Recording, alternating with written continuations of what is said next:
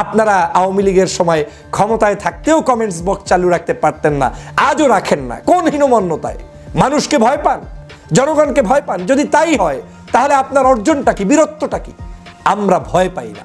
আমরা 16 বছরও কথা বলেছি, আজও বলে যাচ্ছি, আপনার জাতির অভ্যাসহ সবাই মিলেও বাংলাদেশের এই বিজয়কে ঠেকাতে পারবেন না। নিজুম মজুমদারদের, আওয়ামী লীগদের এবং আওয়ামী লীগদের পোষ্য দালালদের ঘুম নষ্ট করে দিয়েছেন প্রধান উপদেষ্টার প্রেস সচিব শফিকুল আলম। আপনারা জানেন 21শে বইমেলায় শফিকুল আলম শেখ হাসিনার যে ঘৃণিত একটি পিকচার, এই পিকচার সম্বলিত ডাস্টবিনে তিনি ময়লা ফেলে সারা পৃথিবীতে আওয়ামী লীগের যত নেতাকর্মী আছে, বিভিন্ন জায়গায় গর্তে যারা লুকিয়ে আছে, তাদের মননে, মগজে, শরীরের ভিতরে একটি নতুন করে কষ্টদায়ক ইনজেকশন ঢুকিয়ে দিয়েছেন। শফিকুল আলমের এই বক্তব্যের পরে, শফিকুল আলমের এই কর্মসাধনটির পরে শফিকুল আলম যখন মিডিয়ার সামনে প্রকাশ্যে দিবালোকে ডাস্টবিনে ময়লা ফেলে জাতির কাছে শেখ হাসিনার ঘৃণিত পিকচারটি আবার তুলে ধরেছেন, তখন আওয়ামী পাড়ায় এখন হতাশার ছাপ।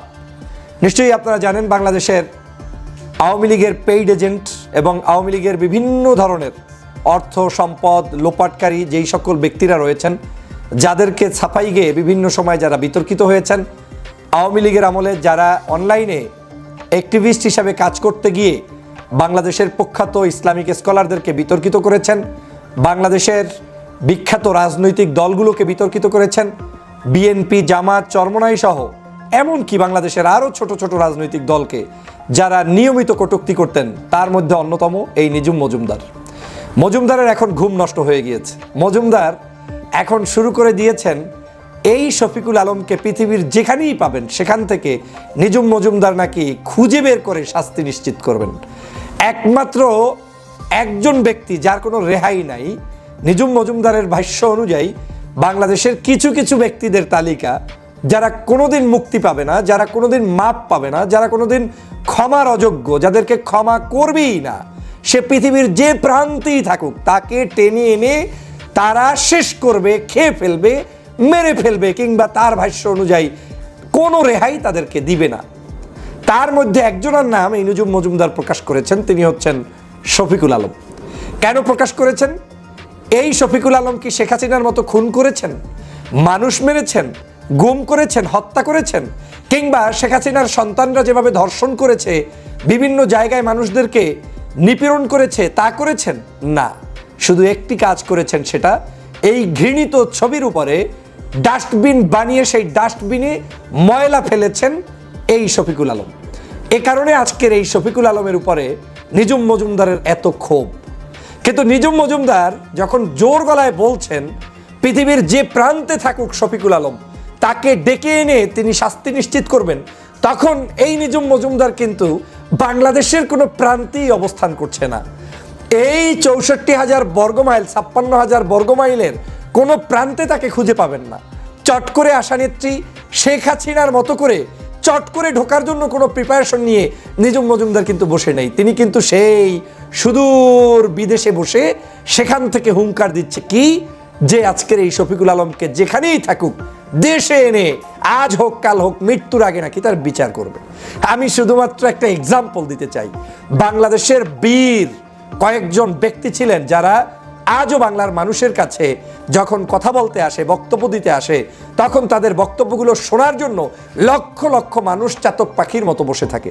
তার মধ্যে অন্যতম ছিলেন মেজর ডালিম, বজলুল, আপনার রাশেদ চৌধুরী। আপনারা দেখেছেন ইলিয়াস সাহেবের কয়েকদিন আগের দুটো টকশো, এই অনলাইনে তিনি যখন টকশো কিংবা আলোচনার আয়োজন করেছেন, তখন দুজন ব্যক্তির, মেজর ডালিমের সেই লাইভটি একত্রে প্রায় 8 লক্ষ মানুষ দেখতে ছিল, এবং এই রাশেদ চৌধুরীরও লাইভটি প্রায় 1 লক্ষে একসাথে প্রায় একত্রে 2-3 লক্ষ মানুষ দেখেছিল, কিংবা কম বেশি দেখেছিল। এখন সেটা হয়তো মিলিয়নে দুজনের ভিউ হয়ে গিয়েছে। সেই মানুষ দুজন কিন্তু তোমরা পৃথিবীর যেখান থেকে পারো সেখান থেকে খুঁজে এনে 16 বছরে বিচার করার কথা ছিল। নিজুম মজুমদার সাহেব, 16 বছরে তাদের একটা পশম ছিঁড়তে আপনি পারেননি, আপনার দলের কেউ পারেননি। সেই মেজর ডালিম, রাশেদ চৌধুরীরা এখন কিন্তু বাংলাদেশের রাজনীতি নিয়ে কথা বলছে, 15ই আগস্ট নিয়ে কথা বলছে, দেশ বিদেশের সকল রাজনৈতিক বিষয়ে তারা কথা বলছে। শোনেন, পায়ের তলার মাটিটার সম্পর্কে আগে জেনে তারপরে বক্তব্য দিতে আসবেন। আমি জানি যে আপনারা পেইড এজেন্ট, আমি জানি যে আপনারা নিশ্চিত কোনো একটি গোষ্ঠীর দালাল, আমি জানি যে আপনার মূল মাকাম হচ্ছে এই দেশে সেই দেশে নয়, আপনার হচ্ছে ওই পার্শ্ববর্তী দেশ দাদাবাবুদের দেশ। সে কারণেই আপনাদের সকল পোস্টে, আপনাদের সকল কার্যক্রমে তাদের প্রশংসা ছাড়া আর কিছুই বাংলাদেশের জন্য নেই, বরং বাংলাদেশের ভালো ভালো মানুষ নিয়ে আপনারা বিতর্কিত বক্তব্য রাখেন।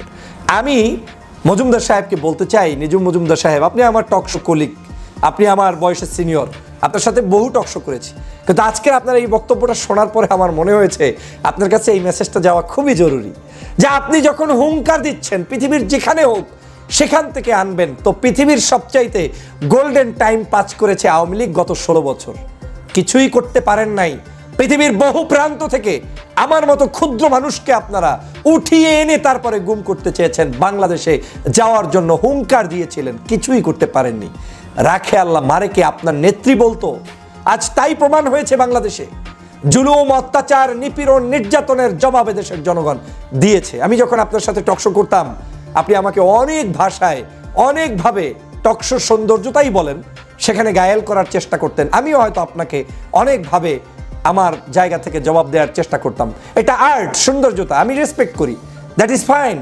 কিন্তু আপনি যখন বলতেন জোর গলায় যে এই দেশে তারেক রহমান জীবনে আসতে পারবে না, খালেদা জিয়া জীবনে নাই, জামাত শিবির নিধন শেষ, বাংলাদেশে কোনো অস্তিত্বই নাই, বলতেন না? আমার এই বক্তব্য শুনবেন তো মজুমদার সাহেব, বলতেন কিনা? যখন বলতেন তখন তো একটা হৃদয়ের ভিতরে শক্তি নিয়ে বলতেন, কিন্তু সেই শক্তিগুলো কোথায় গেল? কোথায় সেই আজকের আপনারা যে এখন বাংলাদেশ থেকে ল্যাংটা হয়ে পালিয়ে যেতে হয়েছে? শুধু এই দাম্ভিকতার কারণে পালিয়ে যেতে হয়েছে। আপনি বলছেন এই যে আমাদের আপনার প্রধান উপদেষ্টার প্রেস সচিব শফিকুল আলম সম্পর্কে আপনি তাকে বলছেন বাংলাদেশের শেখ হাসিনার এই ঘৃণিত পিকচারটি কি শুধু শফিকুল আলমের কাছ থেকে আপনি তাকে যেখান থেকে সেখান থেকে ধরে এনে শাস্তি দিয়ে আপনার সেই মনের খায়েশ পূরণ করবেন? বাংলাদেশের প্রত্যেকটি ঘরে ঘরে, প্রত্যেকটি অন্তরে, প্রত্যেকটি জায়গায়, প্রত্যেকটি মানুষের হৃদয়ে আজ শেখ হাসিনার এই ঘৃণিত ছবিটি লিপিবদ্ধ হয়ে আছে। এই বাংলাদেশের সমগ্র প্রান্তে যে কোনো ব্যক্তি, শিশু থেকে শুরু করে একেবারে পোস্ট গ্রাজুয়েট পর্যন্ত যে কোনো স্টুডেন্টকে জিজ্ঞেস করলে ঘৃণার পাত্র হচ্ছে শেখ হাসিনা। আজ এই ঘৃণা আপনি মুছবেন কিভাবে? এই ঘৃণার পাত্র, এই ছবিটি অঙ্কন করতে কোনো জাদুবিদ কিংবা আপনার কি বলে আর্টিস্ট কিংবা বিশেষ কোনো কারুকার্যে সম্বলিত ব্যক্তিকে ডেকে এনে ঢাকা বিশ্ববিদ্যালয়ের সেই ক্যাম্পাসের ভিতরে মেট্রো রেলের পিলারে কেউ করেনি, নিশ্চয়ই এটা করেছে বাংলার সাধারণ জনগণ। আপনি কয়জনকে ডেকে এনে বিচার করতে চান? এই বাংলাদেশের এই যে 24-এর বিপ্লব হয়েছে, এই বিপ্লবের দিনে আপনি কেন পালিয়ে গেলেন? আপনার মা কেন পালিয়ে গিয়েছে? আপনার মা কেন সাহস করে দেশে থাকতে পারেনি? আপনি তো আমাকে বারবার বলতেন পারলে দেশে আসেন, পারলে রাজনীতি করেন, পারলে শেখ হাসিনার এই সেই কত গুণ কীর্তন আপনি করতেন, তাদেরকে রাজনৈতিকভাবে মোকাবেলা করেন। পেরেছেন? আপনারাই বলতেন যে আন্দোলন করেন, দেখান। তো দেখেছেন তো এখন বাংলাদেশের 53 বছরের ইতিহাসে নিজুম মজুমদার সাহেব আপনাদের মতো এরকম পরাস্ত হওয়ার ইতিহাস কেউ কোনোদিন রচনা করতে পারে নাই। গণভবন থেকে ধোলাই খাওয়ার ভয়ে সমগ্র ভবনের সব মানুষজন, সেইখানের আপনার চুলি চামার যা কিছু ছিল আপনার আওয়ামী লীগের পোষ্য দালাল সবাইকে রেখে একা একা পালিয়ে গেলেন কেন এই দেশ থেকে? শেখ হাসিনা কি বলবেন মজুমদার সাহেব? আপনি এখন কি নিয়ে বড়াই করবেন, রাজনীতি করবেন? এখন কি প্রেস সচিবকে আপনার গায়েল করতে আপনি আলোচনা করছেন? এই তো আপনাদের মোরালিটি, এই তো ধ্বংস হয়ে গিয়েছেন। ধ্বংসের এটাই মূল কারণ যে যারা আজকের আগে এক সময় আপনি বাংলাদেশে যাদেরকে প্রবেশ করতে দিবেন না, থাকতে দিবেন না, তাদেরকে আপনি বাংলাদেশ থেকে বিতাড়িত ঠিকই করতে পারেন নাই, তারা এখন বাংলাদেশেই আছে। আর আপনারা এক দেশ থেকে পালিয়ে গিয়েছেন, এখন বাধ্য হয়ে প্রেস সচিবের বিরুদ্ধে বলেন, সেনাপ্রধানের বিরুদ্ধে বলেন, রাষ্ট্রের অনেকের বিরুদ্ধে বলেন।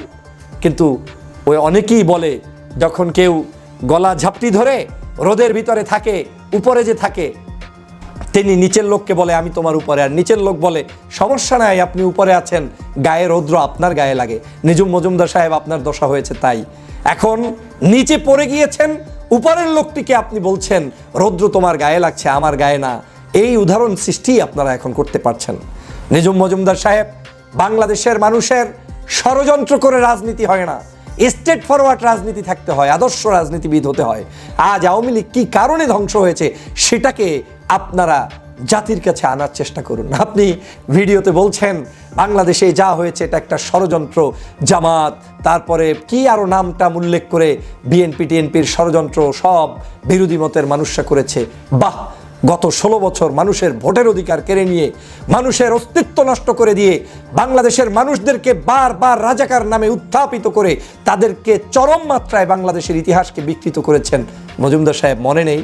মনে নেই গত 16 বছর ইতিহাস বিক্রি করে ভুয়া মুক্তিযুদ্ধের তালিকা করে 2000 ভুয়া মুক্তিযুদ্ধের তালিকা করেছিলেন? মনে নেই সেই কথা? মনে নেই আপনার চোখের সামনেই আপনার কলিগরা টকশোতে আমাকে বলতো দেশদ্রোহী, রাজাকার, আলবদর, অথচ আমি স্বাধীনতার কত বছর পরে জন্ম নিয়েছি 1987 সালে। এসব কথা কি আপনার মনে পড়ে না? আওয়ামী লীগ যা করেছে সেটার রিটার্ন ব্যাক তারা পেয়েছে। এই আওয়ামী লীগ আবারও আসবে, আসতেই পারেন আপনারা, আসেন না? আমরা তো আসার অপেক্ষায়, we are waiting for you. আপনি আসেন, আপনাদেরকে ওয়েলকাম জানাতে চাই। কেন আসেন না আপনি? আপনার নেত্রী কেন আসে না? আপনারা আসবেন। আমি আপনাকে বলতে চাই, আপনি হুঙ্কার দিয়েছেন তো যে শফিকুল আলম সহ কিছু মানুষকে আপনারা টার্গেট করেছেন, যাদেরকে জাতির যেখানে থাকুক সেখানে আনবেন। আমি আপনাকে একটা সুন্দর ভাষায় বলে যেতে চাই, আপনার জাতির আব্বা আছে না, আব্বা, আপনার এই জাতির আব্বা সহ বাংলাদেশের এই 24-এর বিপ্লবের বিপ্লবী সাথীদেরকে কোনো প্রান্ত থেকে আপনি শাস্তি নিশ্চিত করতে পারবেন না, আর সে সুযোগ আপনি পাবেন না। শুধু পারবেন একটাই, বাংলার মানুষের ঘৃণায় ঘৃণিত হয়ে আপনারা মানুষের এই খারাপ দিকগুলো রিসিভ করার জন্য অপেক্ষা করবেন। ভালো কিছু আপনারা পাবেন না। অপেক্ষা করেন, পোস্ট করেন ফেসবুকে, আমাদের ফেসবুক পেজ, ইউটিউব সব ওপেন। কোনো জায়গায় আমরা এখন পর্যন্ত কোনো একটা কমেন্টস বক্স জীবনে বন্ধ করিনি। আপনারা আওয়ামী লীগের সময় ক্ষমতায় থাকতেও কমেন্টস বক্স চালু রাখতে পারতেন না, আজও রাখেন না। কোন হীনমন্যতায়? মানুষকে ভয় পান, জনগণকে ভয় পান? যদি তাই হয় তাহলে আপনার অর্জনটা কি, বীরত্বটা কি? আমরা ভয় পাই না। আমরা 16 বছরও কথা বলেছি, আজও বলে যাচ্ছি। এমনকি দেশের স্বাধীনতা সার্বভৌমত্ব রক্ষার্থে প্রয়োজনে নিজের কোনো ব্যক্তি, আপন কাছের মানুষও যদি কোনো ধরনের দেশদ্রোহিতায় সামিল হয়, তার বিরুদ্ধেও আমরা কথা বলছি। ধর্মের বিরুদ্ধে কেউ কথা বলছে, কথা বলছি। মূল সমস্যা কোথায় জানেন? মূল সমস্যা হচ্ছে আপনাদের এই দেশের, আপনারা যেটা চাচ্ছেন সেটা এদেশের মানুষ অ্যাকসেপ্ট করছে না। আপনারা চাচ্ছেন এদেশের ধর্মপ্রাণ মানুষ, সামাজিক বৈশিষ্ট্যের মানুষ, দল নিরপেক্ষ মানুষ যারা মুক্ত স্বাধীনতায় বিশ্বাস করে, সেটাকে আপনারা ওই সেই বাকশালী তন্ত্রে ঢুকিয়ে দিতে চান। সেটা এদেশের জনগণ চায় না। এটাই আপনাদের ক্ষোভ। এতই যদি বলত্ব থাকে, আপনার নেত্রীকে নিয়ে আসেন।